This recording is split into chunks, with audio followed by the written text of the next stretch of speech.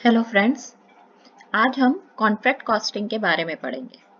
Contract costing हमारे लिए एक बिल्कुल फ्रेश चैप्टर है। आज हम बिल्कुल फ्रेश चैप्टर स्टार्ट कर रहे हैं, contract costing. Contract costing start करने से पहले हम पहले इंडस्ट्री के बारे में देखते हैं कि इंडस्ट्री हमारी कितने टाइप्स की होती है। अगर अब हम इंडस्ट्री की बात करें, हमारे पास दो टाइप्स की इंडस्ट्रीज हैं। एक है प्रोडक्शन इंडस्ट्री, एक है सर्विस। प्रोडक्शन इंडस्ट्री का मतलब जहां पर हम गुड्स बनाते हैं और बेचते हैं, और सर्विस इंडस्ट्री का मतलब यहाँ पर कोई भी गुड्स नहीं बन रहे, बस हम अपनी सर्विस प्रोवाइड कर रहे हैं। प्रोडक्शन इंडस्ट्री में हम बात करेंगे एफएमसीजी। एफएमसीजी का मतलब है फास्ट मूविंग कंज्यूमर गुड्स। जैसे आपने देखा है हिंदुस्तान यूनिलीवर, वो साबुन बनाता है, शैम्पू बनाता है, आपका टूथपेस्ट बनाता है, टूथ ब्रशेस बनते हैं, ब्रैकेट बैंक के सर आपका हार्पिक बनाता है। सो दैट मीन्स हमारे पास जो डिफरेंट गुड्स हैं, सिगरेट्स हैं, so that means these are considered as FMCG goods. और आप इनमें एक चीज कॉमन देखते हो, जब भी आप मार्केट से ये प्रोडक्ट खरीदोगे पर यूनिट के हिसाब से मिलेंगे। फिर हम आ जाते हैं ऑटोमोबाइल्स पे। कार्स हैं, बाइक्स हैं, वैन्स हैं, ट्रक्स हैं।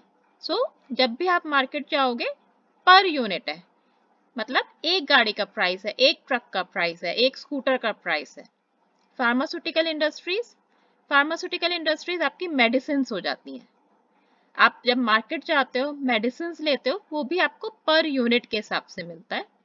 इलेक्ट्रॉनिक गुड्स हो गए, आपके लैपटॉप्स हैं, फ्रिज है, टीवी है, या गारमेंट्स हो गए। तो अगर हम इन सब की बात करें, सब चीजें पर यूनिट है। प्रिंटिंग हो गई, आप गए प्रिंटिंग के पास और प्रिंटर प्रेस के पास और आपने कहा आपके विजिटिंग कार्ड्स प्रिंट होने हैं, तो आपने एक प्रोडक्ट दिया, आपको प्रोडक्ट मिल रहा है। कंस्ट्रक्शन हो गई, कंस्ट्रक्शन इंडस्ट्री। लेकिन जब हम सर्विस इंडस्ट्री की बात करते हैं, हॉस्पिटैलिटी, आप होटल्स में जाते हो, वहां पे रुकते हो, तो आपको कंपनी कोई प्रोडक्ट नहीं दे रही, सिर्फ अपनी सर्विस देती है। आप वहां जाते हो, होटल में स्टे करते हो और चेकआउट कर जाते हो। ट्रेवल करते हो, आप खाली ट्रांसपोर्टेशन की सर्विस ले रहे हो, आप बस की सर्विस ले रहे हो, ट्रेन की सर्विस ले रहे हो, प्लेन्स की सर्विस ले रहे हो और टिकट के चार्जेस दे रहे हो। ट्रांसपोर्टेशन, जब भी हम गुड्स एक जगह से दूसरी जगह ट्रांसफर करते हैं, तो अगेन हम सर्विस ले रहे हैं। मीडिया, आप एडवर्टीजमेंट देते हो मीडिया में, तो अगेन आप वहां पर अपना एड पब्लिश करते हो, तो उनकी सर्विस ले रहे हो, उनकी हेल्प से आप मास प्रमोशन कर रहे हो। हेल्थ केयर, आप हॉस्पिटल्स में जाते हो, डॉक्टर्स की सर्विसेज ले रहे हो।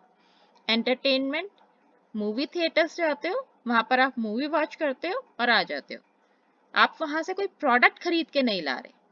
तो दैट मीन्स हमारे पास दो टाइप्स की इंडस्ट्रीज हैं, या तो प्रोडक्शन इंडस्ट्री जहां गुड्स बन रहे हैं, या फिर सर्विस इंडस्ट्री जहां कंपनी सिर्फ अपने सर्विसेज दे रही है। अब अगर हम प्रोडक्शन इंडस्ट्री की बात करें, तो यहाँ पर हमारी एक डिफरेंट टाइप्स की कॉस्टिंग यूज होती है, और सर्विस इंडस्ट्री में एक डिफरेंट टाइप की कॉस्टिंग यूज हो रही है। प्रोडक्शन इंडस्ट्री में आपकी प्रोसेस कॉस्टिंग यूज होती है, यूनिट कॉस्टिंग यूज होती है, जॉब कॉस्टिंग यूज होती है, बैच कॉस्टिंग यूज होती है, और आपकी कॉन्ट्रैक्ट कॉस्टिंग यूज होती है। लेकिन अगर हम सर्विस इंडस्ट्री की बात करें, यहाँ पर हमारी ऑपरेशन कॉस्टिंग यूज होती है। हम डिफरेंट कॉस्टिंग के बारे में डिफरेंट वीडियोस में बात करेंगे। ये वाली पर्टिकुलर वीडियो मैंने सिर्फ कॉन्ट्रैक्ट कॉस्टिंग के लिए बनाई है। तो अब हम आते हैं कॉन्ट्रैक्ट कॉस्टिंग क्या होती है। कॉन्ट्रैक्ट कॉस्टिंग, जैसा कि अभी हमने पिछली स्लाइड में देखा, प्रोडक्शन इंडस्ट्री से रिलेटेड है, तो हम खाली गुड्स के बारे में बात करेंगे कि जहां पर हम गुड्स बना रहे हैं। अब जब भी हम गुड्स बनाते हैं, हम दो पर्टिकुलर टाइप्स के गुड्स होते हैं। पहला होता है production of a standard good on large scale. That means हम अपना जो गुड्स बना रहे हैं वो एक लार्ज स्केल पे बना रहे हैं। फॉर एग्जाम्पल, जैसे सोप्स हैं, कार्स हैं, आपकी पेन है, सीमेंट है, साइकिल्स, मेडिसिन, ये सारी चीजें जो बनती हैं एक मास प्रोडक्शन में बनती है। दैट मीन्स पूरे कस्टमर्स के लिए बनती हैं, किसी भी कस्टमर की हम स्पेसिफिकेशन नहीं लेते। अब मेडिसिन, अगर हम एक छोटी सी मेडिसिन कॉम्बीफ्लेम की बात करें या केरोसिन की बात करें, तो हमें पता है ये बुखार के लिए होती है। तो कंपनी क्या करेगी, मेडिसिन बनाएगी, शॉप्स पे बेच देगी। अब कस्टमर शॉप से आएगा और अपने आप खरीद के ले जाएगा। हिंदुस्तान यूनिलीवर सोप्स बनाएगा, लक्स बनाएगा और शॉप्स पे आ जाएगा, रिटेलर्स के पास आ जाएगा और कस्टमर वहां जाएगा और खरीद के ले आएगा। दैट मीन्स वहां पे जाके कस्टमर अपनी स्पेसिफिकेशन नहीं दे सकता कि साबुन में ये कमी है या मेडिसिन का डिजाइन अच्छा नहीं है। तो जितने भी गुड्स होते हैं जो एक स्टैंडर्ड गुड्स एक स्टैंडर्ड साइज में बनते हैं, उनको हम बोलते हैं production of standard goods on large scale. यहाँ पर हमारी यूनिट कॉस्टिंग मेथड यूज होता है या फिर प्रोसेस कॉस्टिंग मेथड यूज होता है। अब हम दूसरे टाइप की गुड्स की बात करते हैं जहां पर बायर गुड्स खरीदने से पहले अपनी स्पेसिफिकेशन देगा। एक छोटा सा और एग्जांपल लेते हैं। अगर आप गारमेंट्स खरीदने जा रहे हो और आप एक ऋतुव्यस पे जाते हो, ब्रांड है ऋतुव्यस, आप वहां पे जाओगे, जो भी आपका प्रोडक्ट, जो भी वहां गारमेंट्स है, आप वो खरीद के ले आओगे। ऋतुवेयर अपने आप डिफरेंट साइजेस से बनाएगा, वहां जाके खरीद लाओगे, तो वो आपका यूनिट कॉस्टिंग है। लेकिन अगर आप गारमेंट बनवाने एक टेलर के पास जाते हो और उसको अपनी स्पेसिफिकेशंस देते हो, अपना मेजरमेंट देते हो और आप वो टेलर आपके स्पेसिफिकेशन, आपके डिजाइन के हिसाब से प्रोडक्ट बनाता है, आपका गारमेंट बनाता है, तो वो आपका प्रोडक्ट वो हो जाता है आपका produced when a buyer sends specific order. वो बायर के स्पेसिफिकेशन के हिसाब से बन रही है। या फिर आपको अपना विजिटिंग कार्ड छपवाना है, आप प्रिंटर के पास गए और उससे कहा कि आपका नाम विजिटिंग कार्ड में इस स्टाइल में होना चाहिए, आपको ये वाले कलर्स आपके कार्ड पे चाहिए, आपको कार्ड पे ये पर्टिकुलर डिजाइन चाहिए। दैट मीन्स जो भी प्रिंटर आपके कार्ड्स प्रिंट कर रहा है वो आपकी स्पेसिफिकेशन के हिसाब से बना रहा है। वो आपके विजिटिंग कार्ड्स किसी और कस्टमर को सेल नहीं कर सकता, वो सिर्फ पर्टिकुलरली आपके लिए बने हैं। या फिर आपको अपना घर बनवाना है, कंस्ट्रक्ट कराना है, तो जो भी कंस्ट्रक्टर होगा, जो भी कॉन्ट्रैक्टर होगा, जो आपका काम करेगा, आपका घर बनाएगा, वो आपकी स्पेसिफिकेशन के हिसाब से बनाएगा। वो आपका घर किसी और को सेल नहीं कर सकता, उसने आपकी लैंड पे बनाया है, तो वो आपका घर है, जैसे आप कहोगे वैसा बनेगा। सो दैट मीन्स जब भी हम किसी पर्टिकुलर स्पेसिफिकेशन के हिसाब से गुड्स प्रोड्यूस करते हैं, तो उसको हम job costing and contract costing कहते हैं। अब प्रॉब्लम ये आती है कि जॉब कॉस्टिंग और कॉन्ट्रैक्ट कॉस्टिंग दोनों ही कस्टमर की स्पेसिफिकेशन के हिसाब से बनते हैं, जैसा कस्टमर कहता है वैसे बनाते हैं। यहाँ पर जो सप्लायर है वो अपनी मर्जी से कुछ नहीं बनाएगा, वो स्टैंडर्ड नहीं बनाएगा, आपके लिए जो प्रोडक्ट होगा वो आपका यूनिक प्रोडक्ट होगा, तो आपके हिसाब से वो प्रोडक्ट बनेगा। अब हम देखते हैं डिफरेंस क्या है, जॉब कॉस्टिंग क्या होती है और कॉन्ट्रैक्ट कॉस्टिंग क्या होती है। हम सबसे पहले देखते हैं जॉब कॉस्टिंग क्या होती है। जॉब कॉस्टिंग होती है, it's a form of specific order costing which applies where work is undertaken to customer specific requirement. So that means job costing में पहली चीज क्या है कि आप जब भी प्रोडक्ट बनाओगे आप कस्टमर के हिसाब से बनाओगे, कस्टमर जो भी स्पेसिफिकेशंस देगा आपको वो ध्यान में रखते हुए प्रोडक्ट को बनाना है। सेकेंड स्पेसिफिकेशन क्या है इसमें, each order is comparatively short duration, थोड़े टाइम का होता है। आपने कहा प्रिंटिंग प्रेस के पास, प्रिंटिंग के पास गए और आपने कहा कि आपको कार्ड्स प्रिंट कराने हैं, सो दैट मीन्स कार्ड 2 दिन में, 3 दिन में, 5 दिन में प्रिंट हो जाएंगे। तो जो जॉब कॉस्टिंग होती है वो शॉर्ट ड्यूरेशन के लिए होती है। आपको अपना गारमेंट बनवाना है, आपको अपनी ड्रेस बनवानी है, आप टेलर के पास गए, थोड़े टाइम के लिए गए और उसने ड्रेस आपकी बना के दे दी, उसके लिए आपको 1 वीक ले लेगा, 15 डेज ले लेगा, 1 मंथ ले लेगा और आपकी ड्रेस बना के दे देगा। सो दैट मीन्स पहली चीज हमें याद रखनी है जॉब कॉस्टिंग में कस्टमर की स्पेसिफिकेशन होगी, सेकंड चीज शॉर्ट ड्यूरेशन के लिए होगी। थर्ड पार्ट पे आते हैं।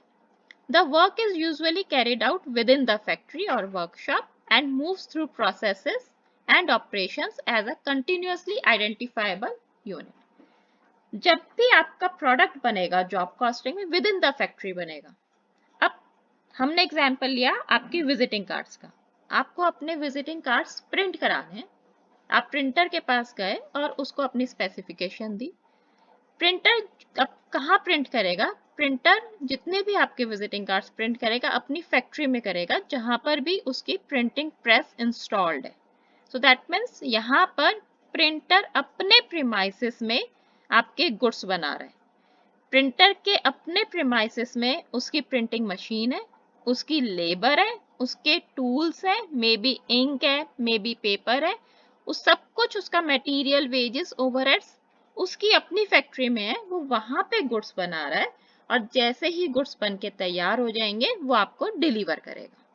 तो हमने जॉब कॉस्टिंग में 3 चीजें याद रखनी है। जॉब कॉस्टिंग, पहली चीज कस्टमर स्पेसिफिकेशन होता है, सेकंड चीज शॉर्ट ड्यूरेशन के लिए होती है और थर्ड चीज विद इन द फैक्ट्री बनती है। दैट मीन्स प्रीमाइसेस किसकी होती है, जो भी आपके गुड्स प्रोड्यूस कर रहे हैं। अब हम करते हैं contract costing. Contract costing is that form of specific order costing which applies where work is undertaken to customer special requirement. पहली चीज आप देखो, जॉब कॉस्टिंग और कॉन्ट्रैक्ट कॉस्टिंग में कॉमन है कि हम यहाँ पे कस्टमर की स्पेसिफिकेशन के हिसाब से वर्क करते हैं। Second, each order is of longer duration. हमने जॉब कॉस्टिंग में सीखा था वो शॉर्ट ड्यूरेशन के लिए होती है और कॉन्ट्रैक्ट कॉस्टिंग हमारी लॉन्गर ड्यूरेशन के लिए होती है। मैंने जब आपको जॉब कॉस्टिंग हमने पिछली स्लाइड में पढ़ा, उसमें हमने एग्जांपल लिया प्रिंटिंग का। प्रिंटिंग हमारी थोड़े टाइम में 2 दिन, 3 दिन, 1 हफ्ते में पूरी हो जाएगी। या फिर हमने लिया गारमेंट्स का, तो गारमेंट्स में हमारे 1 वीक, 15 डेज और 1 मंथ में बन के तैयार हो जाता है। लेकिन जब हम कंस्ट्रक्शन की बात करते हैं तो कंस्ट्रक्शन में हमें एक लंबा टाइम लगता है। आपको घर बनाना है या फिर हमें ब्रिज बनाना है या डैम बनाना है, डैम, ब्रिजेस या हाउस आपका विद इन 1 डे और विद इन 1 मंथ बन के तैयार नहीं होता। It can take your 6 months, it can take 1 year और इवन 4 to 5 years में आपका वर्क कंप्लीट होगा। सो हमारे यहाँ पे डिफरेंस स्टार्ट होता है। जॉब कॉस्टिंग शॉर्टर ड्यूरेशन के लिए होती है और कॉन्ट्रैक्ट कॉस्टिंग लॉन्गर ड्यूरेशन के लिए होती है। नेक्स्ट डिफरेंस क्या आता है, जब भी हमारी कॉन्ट्रैक्ट कॉस्टिंग होती है ये प्रीमाइसेस में नहीं होती। दैट मीन्स जो कॉन्ट्रैक्टर होता है उसके प्रीमाइसेस में नहीं होगी, जो कस्टमर होगा दैट मीन्स जो कॉन्ट्रैक्टी होगा उसके प्रीमाइसेस पे होगी। जहां पर भी कस्टमर कहेगा ब्रिज बनाने को, आप वहां जाके ब्रिज बनाओगे। आप ऐसा तो करोगे नहीं अपनी फैक्ट्री में ब्रिज बनाया, कस्टमर ने जहां कहा वहां जाके पेस्ट कर दिया। या फिर कस्टमर ने कहा रोड बनानी है, तो आप अपनी फैक्ट्री में रोड बनाओगे और जहां कस्टमर कहेगा वहां जाके पेस्ट कर दोगे। या फिर पेंटिंग का काम मिला है, आपको पेंट करना है घर, आपने अपने फैक्ट्री के अंदर पेंट करा, कस्टमर के घर गए, पेंट उतारा, वहां जाके पेस्ट कर दिया। सो दैट मीन्स जब भी हम कॉन्ट्रैक्ट कॉस्टिंग लेते हैं तो कस्टमर की बताई हुई जगह पे हम जाते हैं और वहां पे जाके काम करते हैं। अब जब हमें कस्टमर की बताई हुई जगह पे जाना है और वहां पे जाके काम करना है, सो दैट मीन्स हमें अपने सारे टूल्स साथ में लेके जाने पड़ेंगे। अगर ब्रिज बनना है तो सारी मशीन्स उस जगह पे जाएंगी जहां पर ब्रिज बनना है, मटेरियल साइट पे जाएगा जहां पर आपका ब्रिज बनना है, लेबर भी वहीं पे जाएगी जहां पर आपका ब्रिज बनना है। That means material, wages, your labour और any additional material और tools, your machines, सारी चीजें जहां पर भी साइट होगी, कस्टमर की बताई हुई साइट, हमें वहां पे लेके जाना पड़ेगा और वहां पे जाके काम करना है। आप अपनी फैक्ट्री में काम नहीं कर सकते। तो हमारा थर्ड डिफरेंस क्या हुआ जॉब एंड कॉन्ट्रैक्ट में, job costing with in the factory होती है और contract costing outside the factory होती है। Let's see the differences. First difference, job costing is related to production process and contract costing is for construction work. Job costing is done within the factory. अभी हमने discuss करा है कि हम within the factory अपने factory में बनाते हैं, that means कॉन्ट्रैक्टर अपने प्रीमाइसेस में बनाता है। और कॉन्ट्रैक्ट कॉस्टिंग फैक्ट्री में नहीं बनती, फैक्ट्री के बाहर बनती है, कस्टमर के बताई हुई जगह पे कस्टमर के प्रीमाइसेस में बनती है। जॉब कॉस्टिंग थोड़े टाइम में हो जाती है, jobs are generally for less duration and contract takes more time to complete work.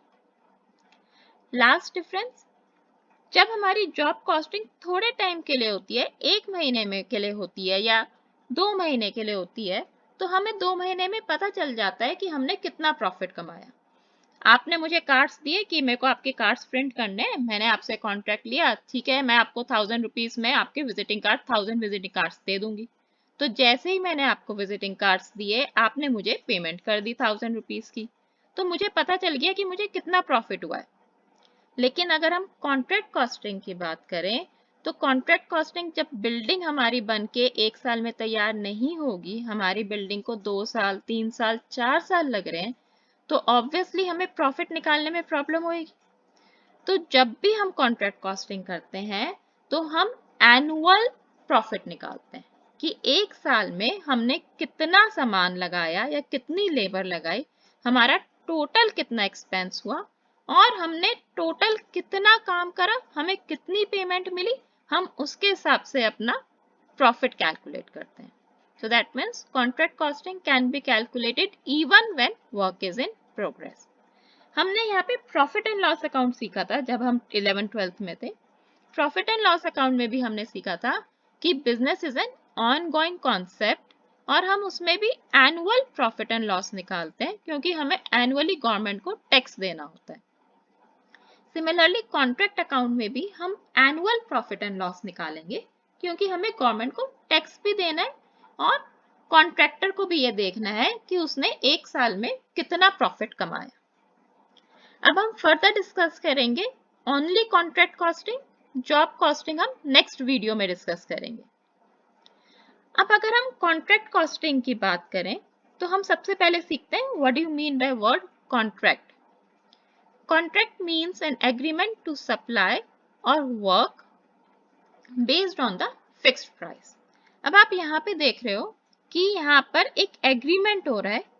Agreement किसमें होता है? 2 जनों में।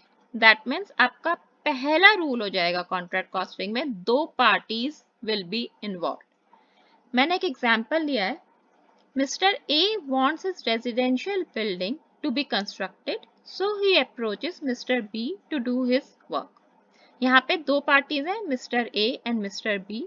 मिस्टर ए को अपना घर बनवाना है तो वो मिस्टर बी के पास गया कि घर बनाना है। तो यहाँ पर मिस्टर ए कॉन्ट्रैक्टी हो गया, वो कस्टमर है, एंड मिस्टर बी कॉन्ट्रैक्टर है जिसने काम लिया है। तो आपको ध्यान रखना है कि कॉन्ट्रैक्टी कौन है और कॉन्ट्रैक्टर कौन है। और जब भी हम कॉन्ट्रैक्ट अकाउंट्स करते हैं, हम हमेशा कॉन्ट्रैक्टर के पॉइंट ऑफ व्यू से करते हैं, कॉन्ट्रैक्टी के नहीं। तो दैट मीन्स जब भी हम न्यूमेरिकल स्टार्ट करेंगे कॉन्ट्रैक्ट अकाउंट के, तो आपको ये सोच के करना है कि आप कॉन्ट्रैक्टर के अकाउंट्स बना रहे हो, कॉन्ट्रैक्टी के नहीं। हम सिर्फ कॉन्ट्रैक्टर के अकाउंट्स बनाएंगे क्योंकि कॉन्ट्रैक्टर देखेगा उसे प्रॉफिट हुआ है या लॉस हुआ है। कॉन्ट्रैक्टी को तो सिर्फ पैसे देने हैं, उसको एक फिक्स्ड अमाउंट कॉन्ट्रैक्टी को दे देना है। मैंने जैसे यहाँ एग्जाम्पल लिया है, mister A wants his residential building to be constructed, तो मिस्टर ए ने बी से कहा कि मुझे घर बनवाना है, तो मिस्टर बी ने कहा ठीक है 10 लाख में बनेगा। तो एक फिक्स्ड प्राइस है जो पहले से डिसाइड हो जाएगा कि कितने में आपका काम होगा। अब प्राइस डिसाइड हो गया तो जितना भी मटेरियल होगा या टूल्स होंगे या लेबर होगी, वो सारा कॉन्ट्रैक्टर का होगा। कॉन्ट्रैक्टी सिर्फ अमाउंट देगा। जितनी भी इन्वेस्टमेंट है, जो भी एक्सपेंस हो रहा है while doing the work, वो सारा कॉन्ट्रैक्टर का है। सो हमारा थर्ड पॉइंट हो गया contract price is fixed. Now let's move to the meaning of contract costing. अभी हमने ये सारे पॉइंट डिस्कस करे कि हमारा कस्टमर स्पेसिफिकेशन के हिसाब से होगा। सो कॉन्ट्रैक्ट कॉस्टिंग का फर्स्ट पॉइंट हो गया according to the specification given by customers. Contract is executed at a place away from contractor's premises, that means outside the factory होगा।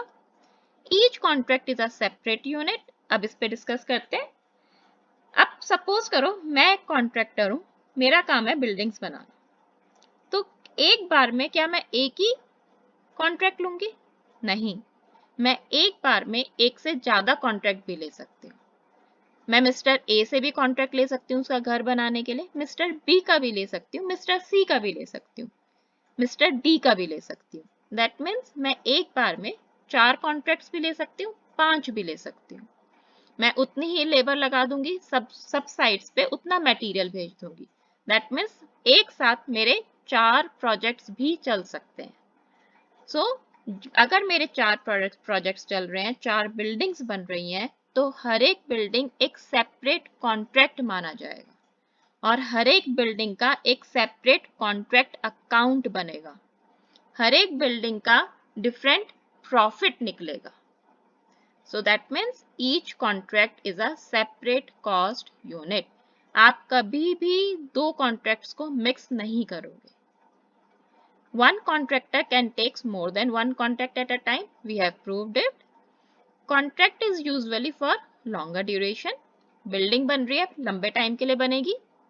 Separate accounts for all different contracts. अगर आपने 10 buildings का काम लिया है तो 10 डिफरेंट अकाउंट्स बनेंगे, आपके 10 कॉन्ट्रैक्ट अकाउंट बनेंगे।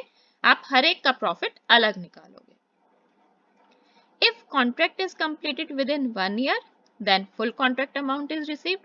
Obviously, अगर मैंने एक छोटा सा इंटीरियर का काम लिया है, किसी का कॉन्ट्रैक्ट लिया है या पेंट का कॉन्ट्रैक्ट लिया है, तो मेरा 2 महीने, 3 महीने, 6 मंथ्स में काम कंप्लीट हो जाएगा, तो मेरे को विदिन 1 ईयर पेमेंट मिल जाएगी।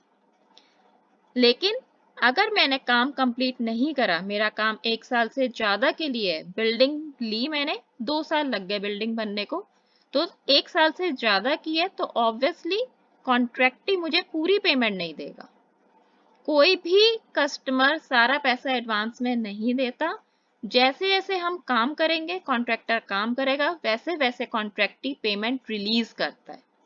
So that's why if contract is not completed with in the year, then contractor will not get full payment. Contractor will receive the amount in installment depending on work certified. So जैसे जैसे contractor काम करेगा, वैसे वैसे उसे payment मिलेगी। अब question ये होता है कि वर्क सर्टिफाइड क्या होता है? कॉन्ट्रैक्ट कॉस्टिंग में वर्क सर्टिफाइड की बहुत इंपॉर्टेंस है, तो प्लीज वर्क सर्टिफाइड को आप ध्यान से करिएगा।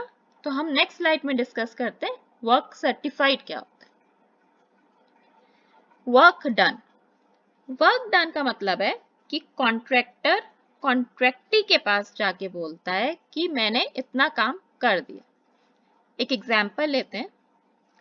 मिस्टर ए ने मिस्टर बी को घर बनाने को दिया। मिस्टर ए कॉन्ट्रैक्टी है, मिस्टर बी कॉन्ट्रैक्टर है, तो मिस्टर ए मिस्टर बी को 10 लाख रुपीस देगा। अब बिल्डिंग बनने में लेट से 2 साल लग जाते हैं। अब मिस्टर ए मिस्टर बी को पूरे 10 लाख रुपीस एडवांस तो देगा नहीं। जैसे जैसे मिस्टर बी काम खत्म करेगा, वैसे वैसे मिस्टर ए उसको पेमेंट रिलीज करेगा। मिस्टर बी ने सपोज करो फर्स्ट ईयर में 5 लाख का काम कर दिया, तो दैट मीन्स वर्क डन हो गया 5 लाख। अब मेरा आपसे एक क्वेश्चन है कि सपोज करो आप कॉन्ट्रैक्टर हो, आप मेरे पास आए और आपने मुझसे कहा कि हमने 5 लाख का काम खत्म कर दिया, क्या मैं 5 लाख की पेमेंट रिलीज कर दूंगी? नहीं, जब तक मैं आपका करा हुआ काम चेक नहीं कर लूंगी, मैं आपको पेमेंट नहीं दूंगी। तो दैट मीन्स कॉन्ट्रैक्टी पहले कॉन्ट्रैक्टर का काम वेरीफाई करता है कि उसने सही करा है या नहीं, कॉन्ट्रैक्टी की स्पेसिफिकेशन के हिसाब से हुआ है या नहीं, उसके बाद पेमेंट रिलीज होती है। अगर कॉन्ट्रैक्टी ने कहा 5 लाख का काम हो गया और कॉन्ट्रैक्टी ने पैसे दे दिए, सो दैट मीन्स कॉन्ट्रैक्टर तो बाद में ठीक करने में आनाकानी कर सकता है। तो कॉन्ट्रैक्टी क्या कहता है कि जब तक मैं पूरा काम को देख नहीं लूंगा, मैं आपकी पेमेंट रिलीज नहीं करूंगा। तो जिस काम को कॉन्ट्रैक्टी देख लेता है उसको हम बोलते हैं वर्क सर्टिफाइड, और जिस काम को कॉन्ट्रैक्टी वेरीफाई नहीं करता उसको हम बोलते हैं work uncertified. So that means work done and approved by contractee is work certified. Work done and not approved by contractee is work uncertified. अब इसमें एक एग्जाम्पल ही ले लेते हैं। इसमें एक और, आपने मेरे पास आया, आपने कहा 5 लाख का काम हो गया, मैंने चेक करा, मेरे को लगा कि 4 लाख का काम तो सही हो गया, लेकिन 1 लाख के काम में अभी भी कुछ कमियां हैं, तो 4 लाख का काम आपका वर्क सर्टिफाइड होगा और 1 लाख का काम वर्क अनसर्टिफाइड माना जाएगा, and work done will be 5 lakh. हम वर्क डन को वर्क इन प्रोग्रेस भी बोल सकते हैं क्योंकि अभी काम पूरा नहीं हुआ। एक और एग्जांपल लेते हैं। सपोज करो हम अपने अकाउंट्स 31 दिसंबर को बंद कर रहे हैं, दैट मीन्स हम एनुअल क्लोजिंग कर रहे हैं 31 दिसंबर को। आपने मुझसे 31 दिसंबर को कहा कि 5 लाख का काम हो गया, that means according to contractor work done is 5 lakh. लेकिन कॉन्ट्रैक्टी ने नवंबर के एंड में 30 नवंबर को वेरीफाई किया था 4 लाख का काम हुआ था, और आपने 1 मंथ में दिसंबर में 1 लाख का काम और कर दिया। लेकिन किसी रीजन की वजह से या अनअवेलेबिलिटी की वजह से कॉन्ट्रैक्टी साइट पे नहीं जा पाया और काम चेक नहीं कर पाया। सो दैट मीन्स जो 1 लाख का काम आपने लास्ट मंथ में करा है, कॉन्ट्रैक्टर ने तो खत्म कर दिया लेकिन कॉन्ट्रैक्टी ने उसे वेरीफाई नहीं करा। सो 4 लाख का काम जो कॉन्ट्रैक्टी ने नवंबर तक वेरीफाई करा था उसको हम वर्क सर्टिफाइड बोलेंगे, और जो 1 लाख का काम अभी वेरीफाई नहीं हुआ उसको हम वर्क अनसर्टिफाइड बोलेंगे। होप यहां तक आपको क्लियर हो गया होगा। अब हम नेक्स्ट पढ़ते हैं types of accounts. Types of contracts, हमारे पास 3 टाइप्स के कॉन्ट्रैक्ट्स होते हैं। पहला है fixed price contract, cost plus contract and contract with escalation clause. Fixed price contract कहता है कि कॉन्ट्रैक्टर और कॉन्ट्रैक्टी के बीच में कॉन्ट्रैक्ट लेने से पहले एक प्राइस डिसाइड हो जाता है जिस पे कॉन्ट्रैक्टी कॉन्ट्रैक्टर को पैसे देगा और कॉन्ट्रैक्टर कॉन्ट्रैक्टी से वो फिक्स्ड अमाउंट लेगा, और जब काम खत्म हो जाएगा उसके बाद हमारा पेमेंट एंड वर्क का एक्सचेंज हो जाएगा हमारा। इसमें अगर आपके जब आप काम कर रहे हो उस टाइम पे अगर लेबर या मटेरियल के प्राइस चेंज होते हैं तो आपका कॉन्ट्रैक्ट प्राइस चेंज नहीं होगा। एग्जाम्पल लेते हैं, ए ने बी को घर बनाने को दिया और प्राइस फिक्स्ड हो गया 10 लाख का, और टाइम आपको लगा लेट्स से 2 इयर्स। अब इन 2 सालों में लेट्स से लेबर का प्राइस बढ़ गया या मटेरियल का प्राइस बढ़ गया, लेकिन कॉन्ट्रैक्टी कॉन्ट्रैक्टर को 10 लाख ही देगा क्योंकि आपका प्राइस पहले से फिक्स्ड है। तो जब भी आपका प्राइस फिक्स्ड होता है irrespective of change in prices of material और लेबर, उसको हम फिक्स्ड प्राइस कॉन्ट्रैक्ट बोलते हैं। नेक्स्ट है cost plus contract. Cost plus contract होता है जब आप प्राइस फिक्स नहीं कर पाते। कॉन्ट्रैक्टर कहता है कि मटेरियल अभी मिल नहीं रहा तो वो अभी प्राइस नहीं बता सकता, या लेबर नहीं है, या फिर कोई भी अनफोर्सिन सर्कमस्टांसेस है जिसकी वजह से कॉन्ट्रैक्टर प्राइस डिसाइड नहीं कर पा रहा या कॉन्ट्रैक्टर प्राइस कैलकुलेट नहीं कर पा रहा, वो पहले से नहीं बता सकता कितना प्राइस लगेगा, कितने पैसे लगेंगे। तो इस केस में कॉन्ट्रैक्टी कॉन्ट्रैक्टर को कहता है कि जितना भी आपका खर्चा होगा, जितना भी एक्सपेंस होगा वो आप बता देना। कॉन्ट्रैक्टर पूरे एक्सपेंस को कॉन्ट्रैक्टी को बता देता है प्लस प्रॉफिट बता देता है, तो कॉन्ट्रैक्टी कॉन्ट्रैक्टर को एक फिक्स्ड अमाउंट दे देती है जिसके अंदर कॉन्ट्रैक्टी की सारी कॉस्ट कवर हो जाती है प्लस प्रॉफिट मार्जिन भी कवर हो जाता है। तो हम बोलते हैं cost plus contract. Cost plus का मतलब है कॉन्ट्रैक्टर का जितना खर्चा हुआ है वो तो कवर हो ही रहा है प्लस प्रॉफिट भी उसे मिलेगा। अगर कॉन्ट्रैक्टर का पूरे 10 लाख रुपए लगे तो 1 लाख का प्रॉफिट मिला के कॉन्ट्रैक्टी 11 लाख देगा। कॉन्ट्रैक्टर के अगर 8 लाख रुपए लगे हैं तो कॉन्ट्रैक्टी प्रॉफिट मिला के 1 लाख का अगर प्रॉफिट डिसाइड हुआ है तो कॉन्ट्रैक्टी 1 लाख का प्रॉफिट मिला के 9 लाख रुपए देगा। सो that means cost plus contract. हम लास्ट सीखते हैं कॉन्ट्रैक्ट विद एस्केलेशन क्लॉज। अब यहाँ पर वर्ड है एस्केलेशन क्लॉज। एस्केलेशन क्लॉज बहुत इंपॉर्टेंट है, एग्जाम्स में आपका एस्केलेशन क्लॉज पे एक शॉर्ट नोट भी आता है। एस्केलेशन क्लॉज होता है कि जब भी कॉन्ट्रैक्ट होता है कॉन्ट्रैक्टर और कॉन्ट्रैक्टी के बीच में तो वहां पर एक वर्ड होता है एस्केलेशन।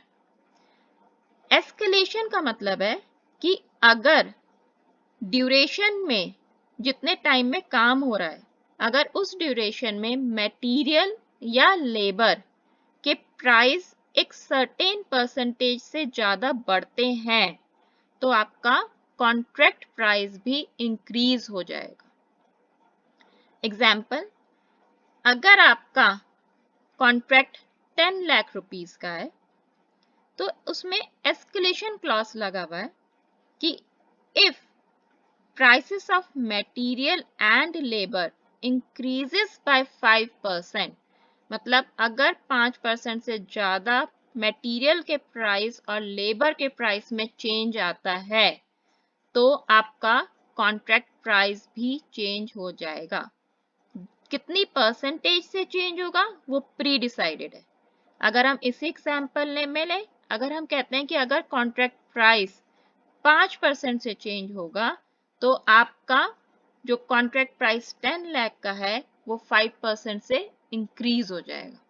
या फिर जितनी परसेंटेज से आपका मटेरियल इंक्रीज हुआ है या लेबर इंक्रीज हुई है उस परसेंटेज से आपका कॉन्ट्रैक्ट प्राइस चेंज हो जाएगा। ये डिपेंड करता है कि कॉन्ट्रैक्टर और कॉन्ट्रैक्टी के बीच में क्या डिसाइड हुआ। तो अगर आपका एस्केलेशन क्लॉज वहां पे नहीं है तो आपका प्राइस चेंज नहीं होगा। अगर आपका एस्केलेशन क्लॉज कॉन्ट्रैक्ट में मेंशन है तो आपका प्राइस अकॉर्डिंगली चेंज हो जाएगा।